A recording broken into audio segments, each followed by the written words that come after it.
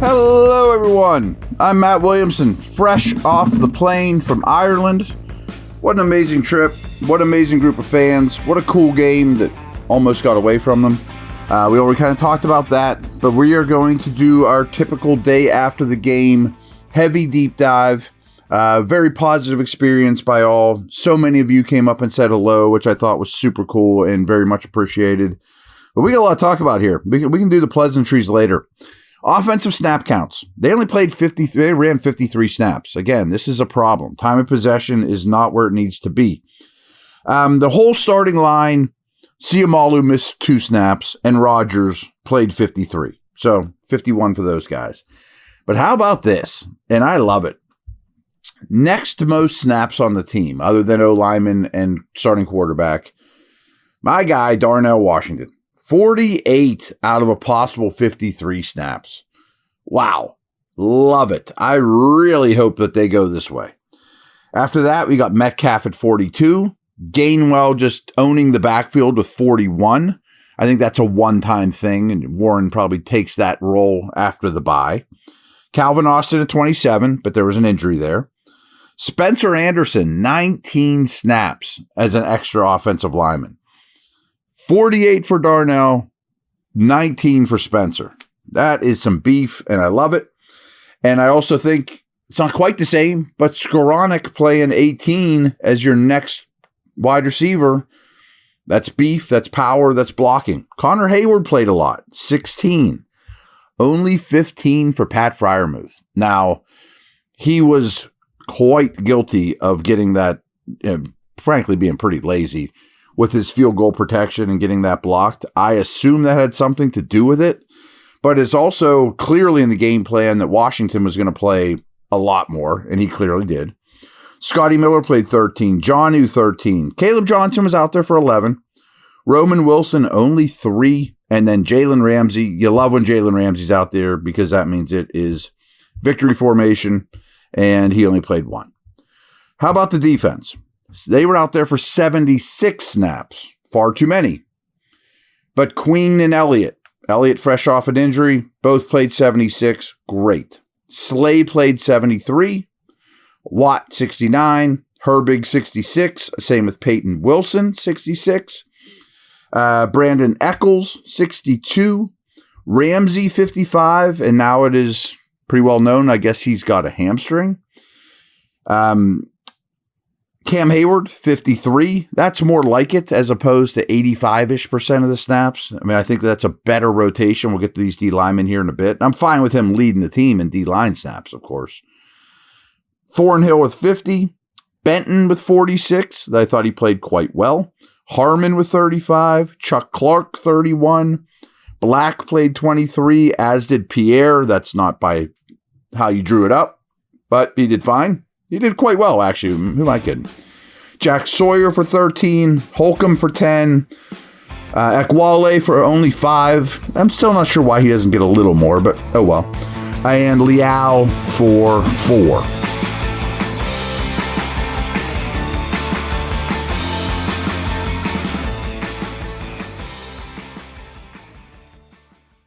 Football season's finally here. Time to check out the latest odds, futures, and win totals on the FanDuel Sportsbook. Think the Steelers are headed to the Super Bowl? Lock in your bets today. Whatever your game, FanDuel Sportsbook delivers the latest lines, futures, and specials, so you can join in on all the action.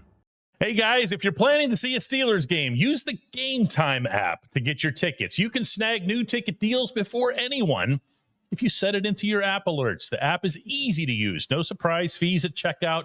You can see your seat view before buying, and you're getting legit tickets delivered on time. If you're not much of a planner, you can get last-minute deals on tickets right up to the start of the event. Lowest price guaranteed, or Game Time will credit you 110% of the difference. Download the Game Time app and enter the code DK Steelers into your app profile to get $20 off your first purchase.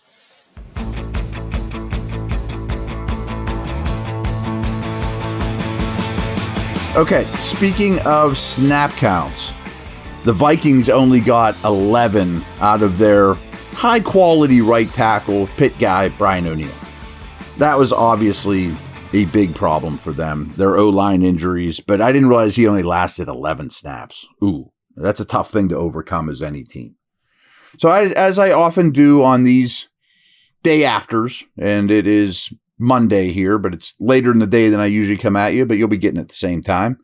A little jet lagged. I don't know the difference anyways. I'm kind of a zombie at this point, but hey, it's worth it. Steelers are 3-1. So Rodgers' average time to throw. This is rare. 2.17 seconds in this game. Quickest average time to throw since 2016. And it's really rare to see under 2.2. I mean, 2.2 is getting it out crazy. Under 2.2 is really quick. His average air yards per attempt is only 2.6 yards downfield. Every time the ball came out of his hands, on average, it only went 2.6 yards downfield. And that's more than a full yard fewer than his average in any other game going back to 2016. And the reason 2016 came up for both these is that's when they started tracking these things. So maybe it's the longest of his long career. I mean, maybe it's the shortest of his long career in terms of time to throw and air yards per attempt. He only threw 3 balls over 10 yards downfield. 10 yards downfield. I mean, 1st and 10, that's a first down. Only 3 attempts. Just three yards beyond time, but he was 2 for 97 yards and a score on those 3 attempts. Now, that's a little fluky because Metcalf catch and run, But I also thought that was a very well thrown ball for after the catch. And I always tell you, yards after catch is very much a quarterback stat. Of his 22 attempts, 81.8 were thrown short of the sticks, and 86.4% were thrown under 10 yards. All career highs. I mean, how could they not be? But he completed a ton of them.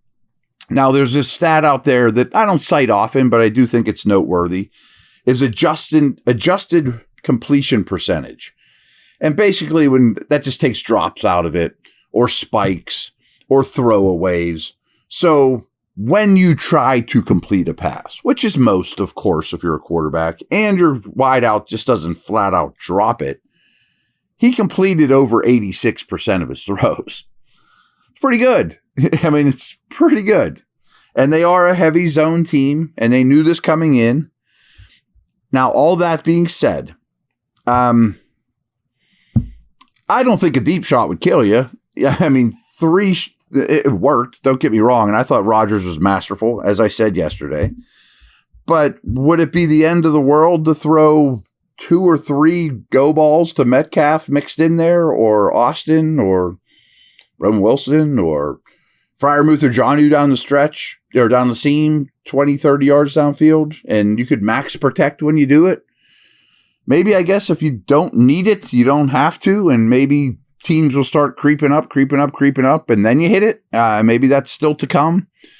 Who am I to criticize? But hey, I mean, it doesn't need to be Russell Wilson moonball after moonball, but it wouldn't break my heart to see them throw the ball down the field because I still think he can do it. And I'm basically basing that off Jets tape, where he was still a very good deep passer, and training camp, but I don't think that quite counts. It's not exactly the same. How about this one, though? TJ Watt had that interception, right? That third quarter interception. One of 7 players in the history of this league with 100 sacks and 8 interceptions in a career all time. How about these 6 others? Lawrence Taylor, Richard Dent, Chris Dolman, Jason Taylor, Julius Peppers, Ricky Jackson. 2 of them from Pitt, and Jason Taylor went to Woodland Hills. How about that? Maybe there's a Pittsburgh thread in there. Watt's going to the Hall of Fame. All those guys are Hall of Famers. Obviously LT, but all the other ones are Hall of Famers. I mean, that's pretty crazy to be able to consistently affect the world in coverage over that stretch. And 100 sacks nowadays pretty close to get you into Hall of Fame anyways. But I thought Watt was a Hall of Famer a year ago if he quit. But I mean, this just reaffirms it. I mean, it just shows the rare company that he's had over his career. I wanted to talk a little bit about the running back usage, but I didn't want to spend too much time on it because, to be honest, it really is just Gainwell until he wants to come out of the game. Like I have this chart I'm looking at here. Goal line, there was 3 carries. Gainwell took them all. Third down, there were 6 snaps or 6 plays. Gainwell took them all. There were short yardage situations. It was 6 versus 2 for Caleb Johnson. Early downs, it was 26 versus 9 in Gainwell's favor. All plays, he was 41 versus 11 for Caleb Johnson. So basically, I think the usage was, Gainwell, you're going to be out there every down unless you don't want to be. Basically, like if you're feeling a little bit of stress or you need a breather, as all backs do, come out.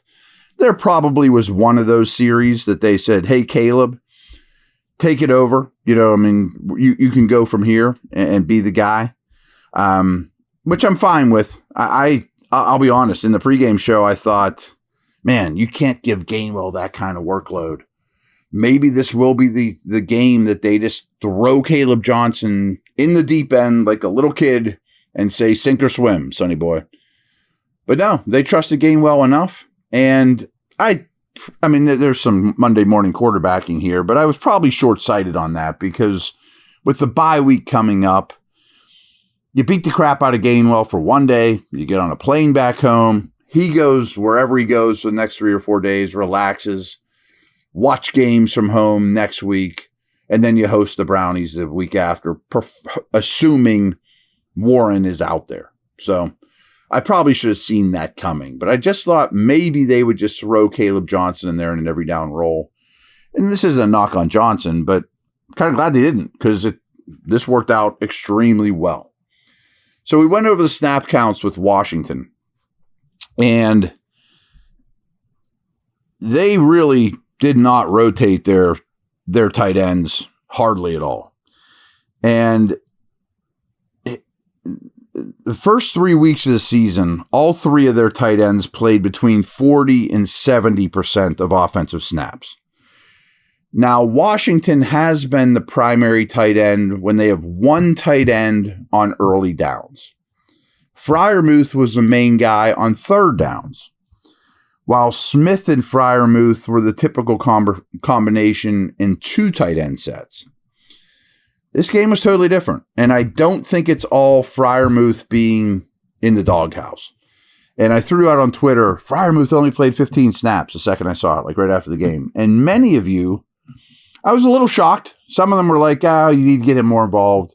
But a lot of you were like, it was 15 too many. That's how it should be. Trade him. I get it. I mean, he's been a bit of an underachiever, and I know because he got a new contract, people are going to be harder on him. I don't know that he's changed much as a player in that regard. And it would be an off-season thing, but I would maybe consider trading Freiermuth, along with Highsmith. We can talk about that during the bye week and things, but not now if you're 3-1 and winning the division. But back to what happened in this game with the tight ends. Washington was more consistently on the field in single tight end sets. They largely threw away 11 personnel with 3 tight end or 3 receivers on the field. Just didn't really even do them. And they also had a 6 offensive linemen on the field so often, as we mentioned with Anderson. They also didn't have many third and medium or third and long situations. So maybe that skewed things a little bit. Would Washington have been out there if it was 3rd and 11 or 3rd and 8? Maybe not. Maybe Freiermuth and Smith or one of the 2. But when there was 2 tight ends on the field, a very high percentage of the time, it was Washington and Jonnu Smith, not Freiermuth. So maybe he was in the doghouse. But I think you guys have followed me long enough to know I have been slamming the drum for more Washington, the better. And my logic behind it is he's just a nightmare to play against. Defensive coordinators hate playing against outlier athlete specimens. And boy, is Washington all those things rolled into one. Is he going to be the best receiving tight end in the league? No. But you can post him up and be big in the red zone. He blocks like a crazy person. He's bigger than many offensive linemen. And this was brought to my attention right before I hit record on this, and I wanted to stress how cool this is. I mean, Tommy Jaggy, who I apologize, I don't know you well, Tommy, but I have seen you out there in the Twitter world put a lot of good stuff up. It's TOMMYJAGGI. But someone mentioned this to me, and I just said, wow, that's awesome. I love it. And Tommy dug this up, and he said, when Darnell Washington plays over 40 offensive snaps, now we know that hasn't happened a ton. It's happened 6 times.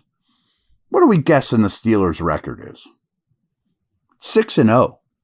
6-0. And they average just over 125 rushing yards per game in those 6 games. They have 7 rushing touchdowns in those 6 games. They've outscored their opponents, as you would think they would if they're 6-0, 149 to 110. And 2 of them were against the Ravens, where they're 2-0. Now, the Ravens are in trouble, by the way. Side note, we'll throw this out there. That Matabuke injury for them is a problem. And him being out has been a problem. Both lines of scrimmage are a mess for them. I don't know what to think of Lamar's hamstring. Now they got some secondary injuries. Times are tough right now in Baltimore, and the Steelers might be able to pounce on this division. But I thought those were some great stats from Tommy. I wanted to piggyback off that Washington usage. So tomorrow we'll dig into some more stuff that happened in this game. But I really wanted to talk about the snap counts, and I knew the snap counts were going to lead us to Washington / Freiermuth / Anderson as a 6th offensive lineman. And I hope this isn't a one-off. I mean, I hope that you put this on tape, that there's a lot of snaps where I'm sitting there in the stands at Awesome Croke Park.